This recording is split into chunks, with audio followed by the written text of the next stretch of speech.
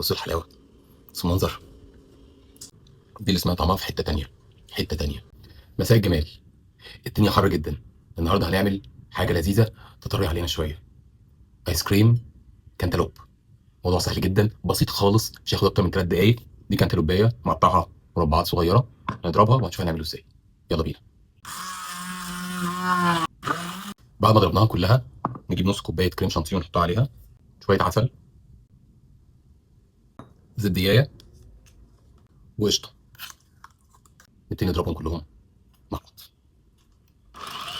ممكن نحط نقطتين من لون الطعام علشان خاطر ايه، ندي اللون الاخضر زياده.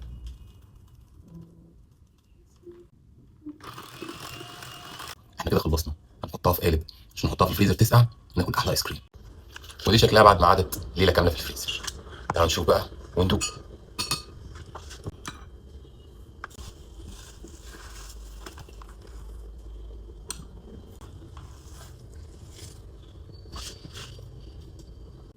بصوا شكلها عامل ازاي، بصوا الجمال.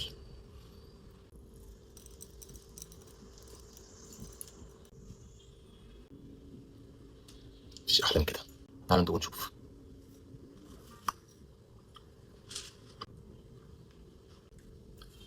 خطيره. انا دلوقتي باكل وانبسط، وانتوا كمان انتوا اعملوها وكلوا وانبسطوا. ما تنسوش تابعوني على شيف تشي، بالهنا وشيف تشي. سلام.